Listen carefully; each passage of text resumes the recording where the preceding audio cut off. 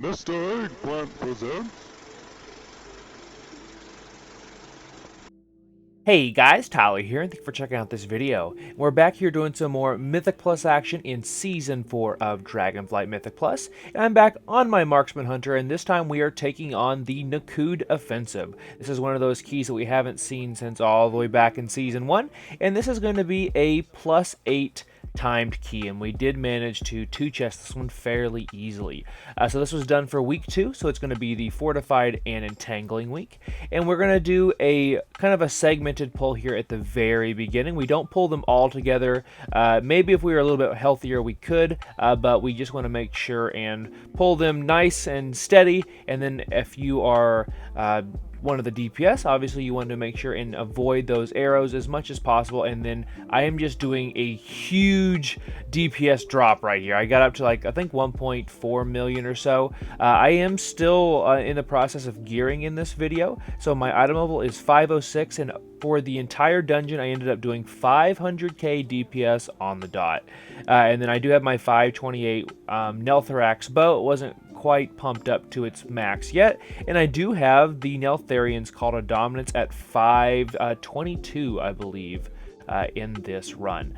So here comes the second pack here, and things that you want to avoid is the longbow does shoot the peripherals on the ground that you want to avoid, and then the hunt prey means the bird will come after somebody and fixate. As you can see, the bird going after Barry, so try to help him out with that. And then we just want to make sure and interrupt the demoralizing shout. There we go. I couldn't think of the name off the top of my head, and that's one of the priority interrupts. And other than that, I don't have any stuns to help out with some of these, unfortunately, or knockups. I guess I do have the explosive trap that I could be using, and maybe that's something that I could be doing a better job of for this particular dungeon to help with just the hard CC on some of these ads. But what we do is we went ahead and we lusted at the very beginning, since this is the Fortified week, like I said, and then we're just going to go around this first pack until Granyth is ready to fight us, I guess you could say. So some of these packs are actually easier than others, and we would potentially go through and change how we're pulling this dungeon, but we just needed more practice, to be honest with you. So there we go. We're going to go ahead and use my true shot. I'm going to try to bait out those little water globules just a little bit, because I still do have my 483 Witherbarks branch. And then I'm just using cooldowns, because I know I can use my cooldowns a couple times before the boss actually becomes active. And then I'm just thinking about making sure that I have my true shot up for the actual boss fight. Even though it is a fortified week, I still want to make sure and have that up for careful aim damage on bosses. So here, just going to go ahead and make sure we're just doing the same rotation as always. So I usually lead with a multi-shot, so I can go ahead and start rapid firing. That way we can take advantage of our tier set. And I do still have the Season 3 tier set. Even though it's the same tier set bonuses, it is still a different tier set, technically speaking, of gear at least. So that means we want to make sure and keep a hold of your 4 set, regardless of if it's Season 3 or Season 4. I can't wait this next week here. I guess it's the current week as of me recording this voiceover.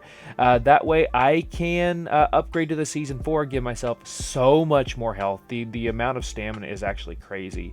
And then I can work on getting a new bullion item, since we can get 3 bullion this week. And then I have another crafted item that I can make this week. So I have a huge power spike that's about to hit on top of the power spike we got last week. So here, I believe we have this. I don't remember if this is the last one or not. We might have this pack and then one more. But I'm looking at my true shot right now, and I'm like, okay, I have 15 seconds left.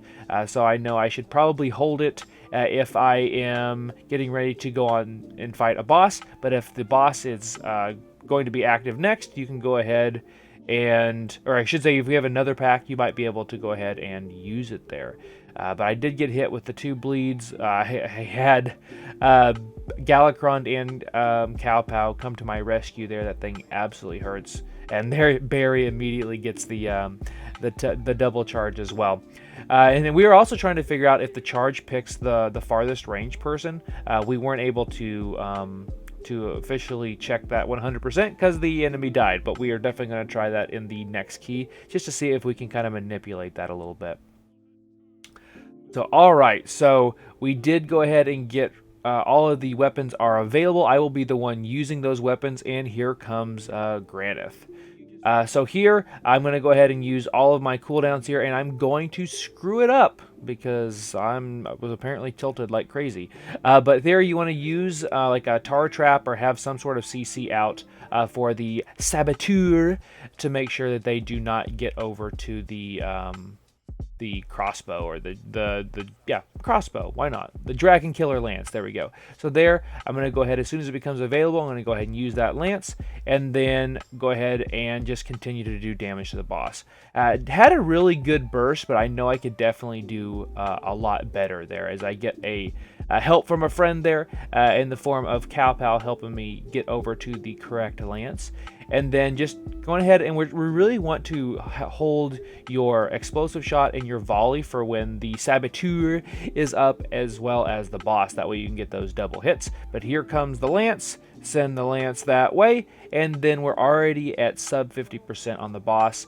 And they've changed this boss a little bit up since season 1, so you can go ahead and just use that as soon as it becomes available. You don't have to wait to interrupt the actual boss mechanic.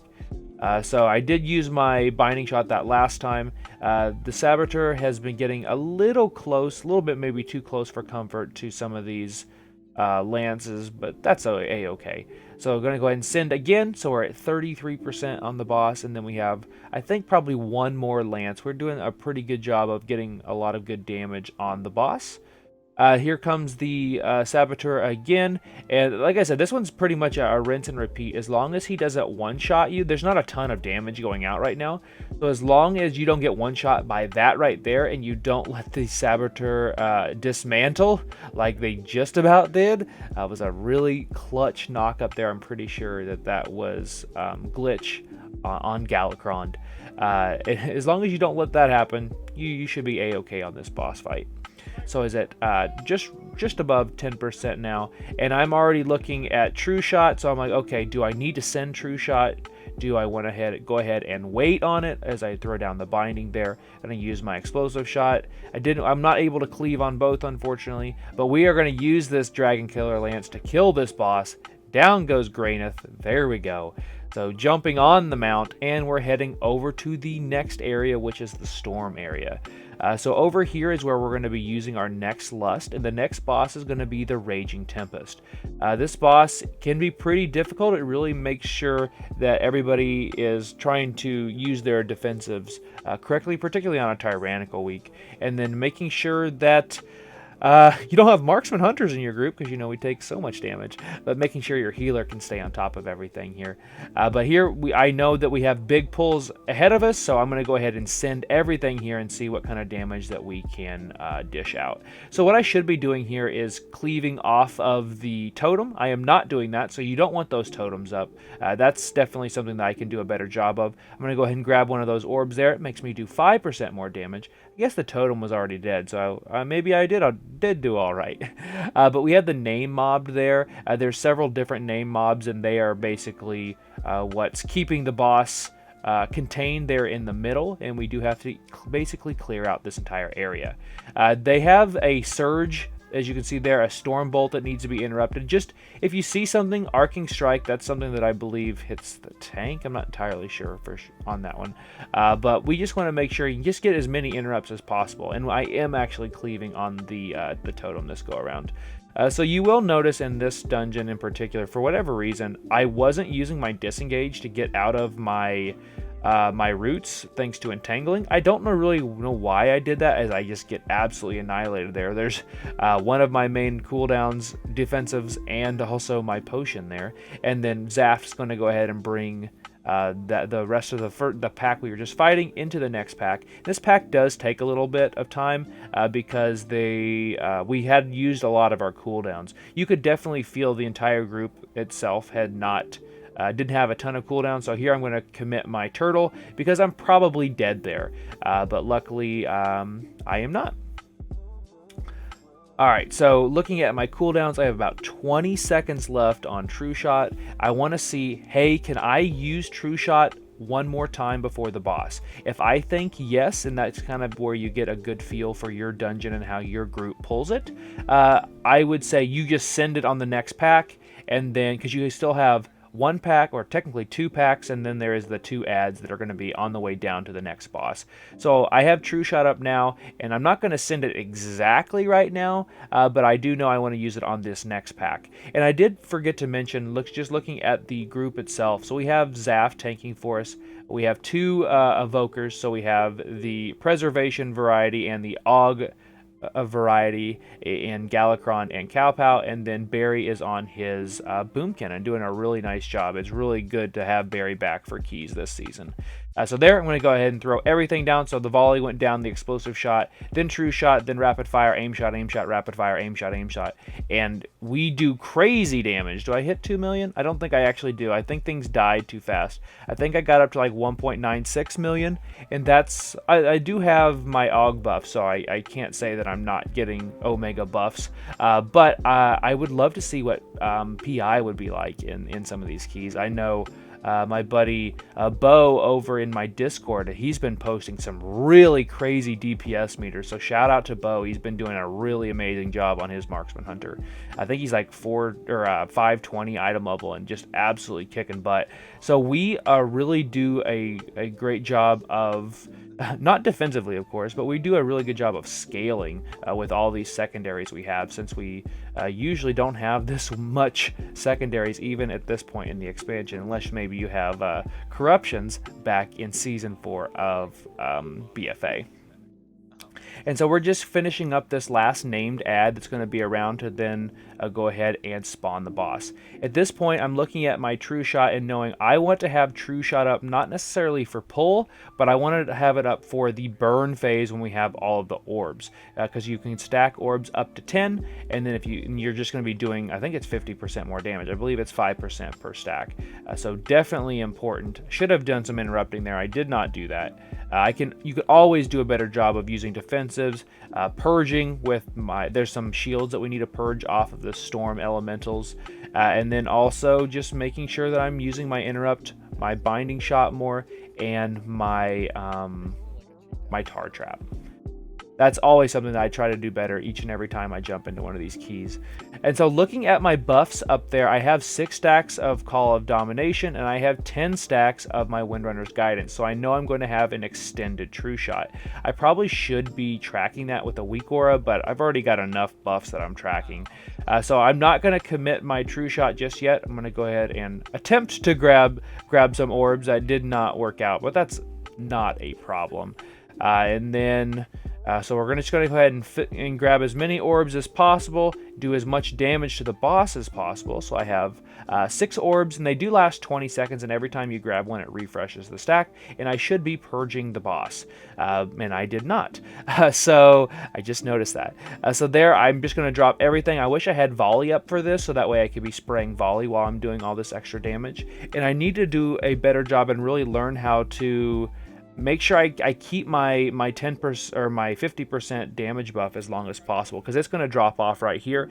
And I know that there is a way, unless they fixed it, where you can grab orbs, where you can basically have it up almost the entire time. And that's something that I need to, particularly if we're going to be pushing this key on a higher tyrannical key, because this boss absolutely slaps.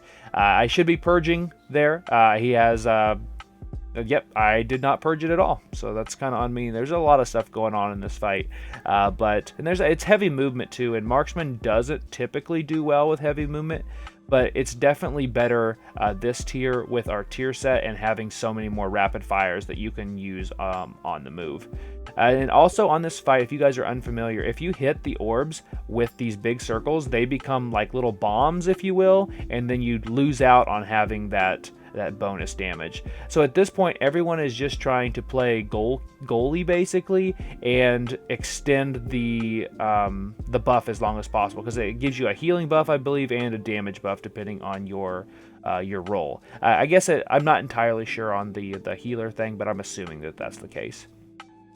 So I've exhausted all of my defensive cooldowns, and you want to use those during the electrical storm, except for Turtle, because obviously I can't do damage if I'm in Turtle, and you do want to make sure and take advantage of those damage buffs as much as possible, because we're over 300k right now. Actually, we ended up at 310k. I was able to stack up the bullseye stacks for quite some time, which is good. It'll definitely only get better on tyrannical keys. And then we're going to head over to Teera and Maruuk, and we are going to see one of the lone deaths in this run, and it's going to be me. I'm going to pay for my sins known as high DPS. More like Hunter didn't misdirect and paid for it, basically. Actually, no, I did misdirect. Is this the pack that kills me? I don't know. We're going to find out. I did misdirect, so did I pull off my own misdirect? All right, anyway, well, the treants come out, and we're just going to do our normal rotation. I don't have an on-use potion to use here. I'm going to go grab my soul, and then, okay, we're up to 1.75. There we go, 2.18 million, and I'm paying for my sins, and I'm dead. Okay. Well, so the hunter was, yeah. I mean, I got hit by Rotting Wind, so I think that's actually a frontal now that I think about it. So maybe I didn't die for my sins. I just died because of bad positioning, because I are hunter. Either way, the hunter was sacrificed. That clearly means we can time our key now. So we are still trying to get our exact percentage. We know what percent we need to get to, which I believe is 94%, but we're not entirely sure, and we can't really remember which packs we want to pull each and every time. So we're still kind of in a trial and error portion. So I'm not entirely sure how many packs each time, and I do tend to ask Zaft as we go. I'm like, how many packs do we have? 3, 4, knowing if I can use my true shot or not. Because you can actually do some really great damage on this boss that you could not do in Season 1 because of how much we cleave. Alright, so you just want to try to interrupt all you can. We can't do anything about the chant of the dead, unfortunately. That's just going to be an AoE that goes out.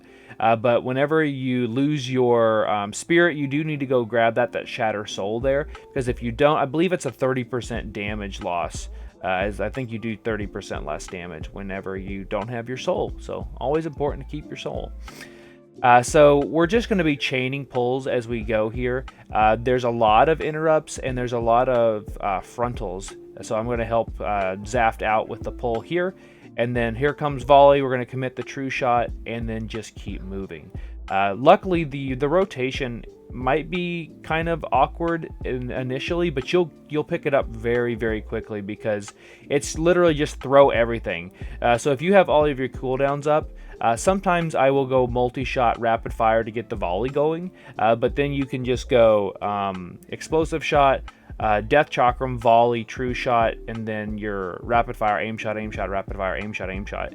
And just, again, you just burn up the DPS charts. And I'm not fully geared in this video. I cannot wait to see what my DPS looks like if I get a priest, for example, in my group, but also if I can get to 520 item level. My goal is to get close to that by the end of this current week, which is week 3, as I am recording this voiceover.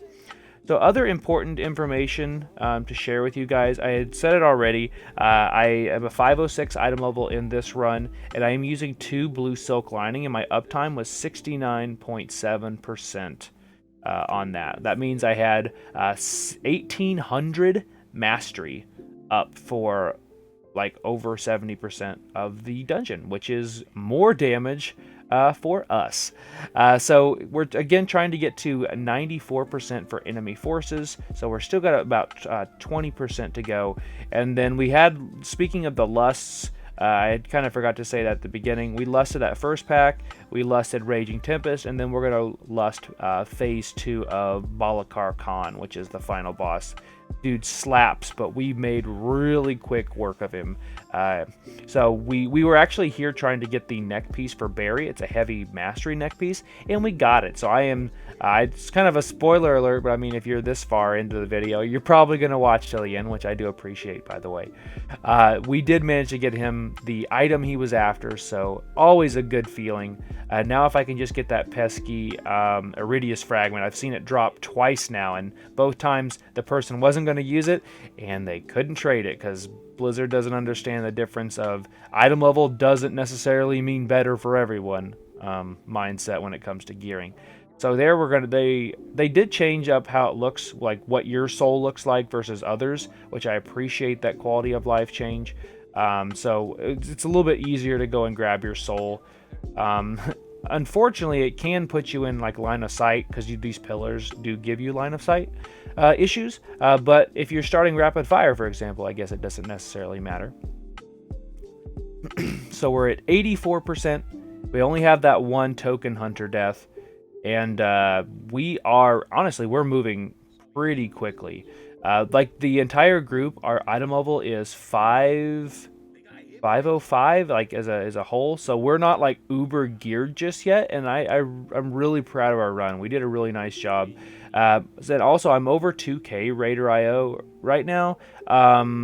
I'm really hoping we'll get to 3K again this season. It just really depends on how much my guild wants to push. And that also does dictate what items I buy with my bullion, which I do have that video up if you guys would like to check that out. It's always down in the description of the video. I've got one for embellishments. I've got one for trinkets. I'm trying to make more guides for you guys based on what you guys ask for and want to see here on my channel. So if you are getting this far in the video and there are other types of videos you would like to see me add to my channel, please let me know. I can't make it if you guys don't ask for it. And then also my build and everything is down there in the description as well. I am running a heavier versatility build than I ever have before. I think I am at 18% versatility in this run. I did change a bunch of things around because of like my neck piece, for example, since I got it to 525. And I am also, I do have the 2 embellishments, but they're not one's a 525, but one's still a 486. So there was even some more damage left on the table for this run that I could have made progress on. So just means we're going to do more damage this week. But we did get to 94%. We're going to try to get ourselves killed because the boss we hadn't done the RP. This was kind of funny because in comms everyone's freaking out like what the heck is going on. Whoops. But we are setting up for this boss, and this is a 2-target cleave fight, which is normally the bane of my existence as a marksman hunter, but it's actually very, very good for us. Alright, so he's going to have like this knockaway ability that I'm always going to be wary of, but I'm going to go ahead and send True Shot and everything, and then here comes the leap. And the nice thing is, since I have my True Shot up, it's the full duration True Shot, so it's 28 seconds. It doesn't matter if they jump out of my initial volley or not, so I can just keep volley with me. Whenever we get hit with the Gale Arrow, everybody stacks on top of each other. I tend to use a defensive, so that way all of those don't nuke the rest of your group, and you can just keep on going. And you'll notice something that I do. It's not really good for the bow usage, but what I do is I put latent poison on both of the bosses, so I make sure I'm putting my my Serpent Sting on them, and so I let the latent poison stack up. So I'll attack one, and then I'll attack the other one, and then before the 10 stack drops off, I will turn around and cash in on it and just continue to rinse and repeat. And I see some pretty good damage from that. I think it does like 3 or 4% of your total damage, which actually is not a small amount for a boss fight. So it's probably more than I would have got from my auto shot being constantly or auto shot bonus damage being reset every time I switched. Not a big deal in my opinion. So here comes another Gale Arrow, so I'm going to commit my Survival of the Fittest. We didn't take too much damage, but I'm always very scared of that. We have the Spirit Leap, so let's see, Teera is going to jump over there. We have all of the wind that's coming in, so we want to drop down our volley and avoid the damage there. And then that is going to be a fear, so I'm going to disengage out of that while I'm still doing damage to the boss. And we are already at 10% health. I'm doing almost 400k DPS on this fight, and it's all thanks to the bonus we get from our tier set. And also, I have almost 80% crit chance, which is always nice as well, because I have that bullseye fully stacked up. But they do share health, so you do melt them. And it looks like we're going to end this fight at approximately 353k DPS. And on to the last area, which is where Balakar Khan is.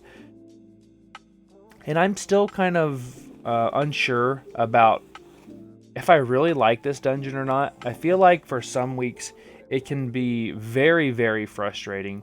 And it doesn't help that there's not a ton of really good drops other than the Stolen Breath of Onara that I still don't have, but I should say I need 3 of them. I only have 1 to get one of the mounts that we have here in Dragonflight.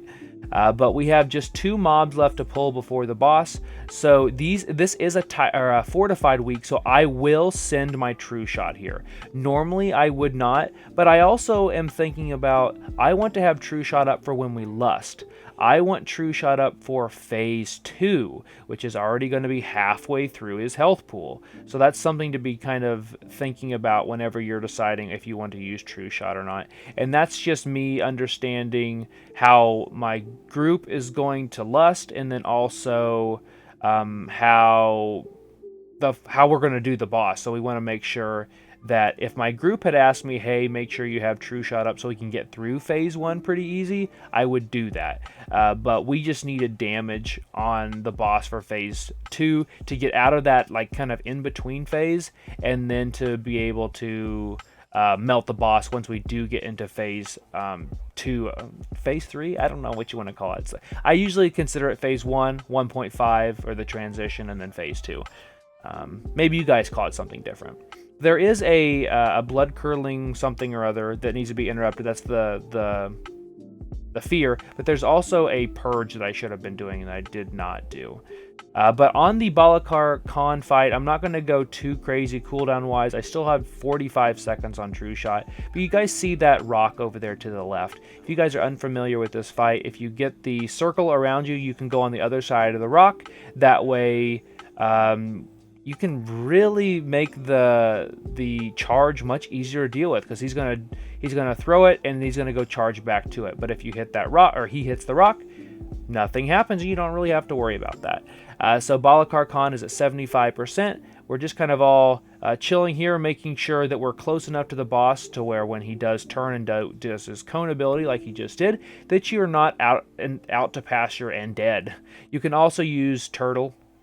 You could probably get away with using your survival of the fittest and your fortitude of the bear, but I wouldn't recommend. I would just dodge.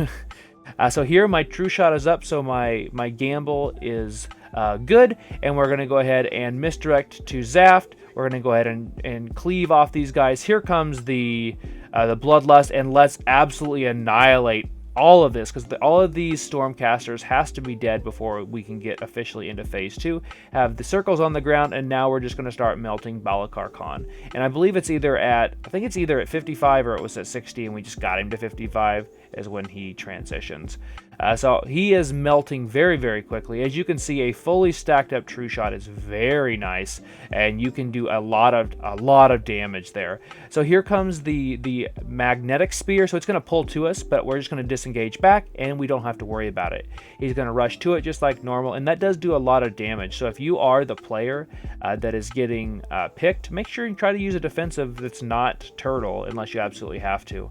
There I'm just extending my volleys each and every time, and then whenever the circles come out around everybody, they drop water, or a storm, I guess. I don't know, the watery storm. There we go. So just make sure that you are putting those in good places and not around where you want to be. For example, over by the rock. So Balakar Khan is at roughly 15%. We're going to have another pull in here, which means I'm going to use Disengage to basically forget about that static spear, and we're going to finish him off. So overall, like I said, I did 500k DPS. We got the item that we were after for Barry. So congratulations to Drexit on another timed 8 or better key. Hopefully we'll be getting into those 9s and 10s very soon. Got a lot more gear to get on my hunter, and I really appreciate you guys checking these out. Consider subscribing if you haven't already. Be sure and follow me over at Twitch at twitch.tv/Mr. Eggplant. Let me know what you guys would like to see next here on my channel. Thanks again, and I'll see you next time.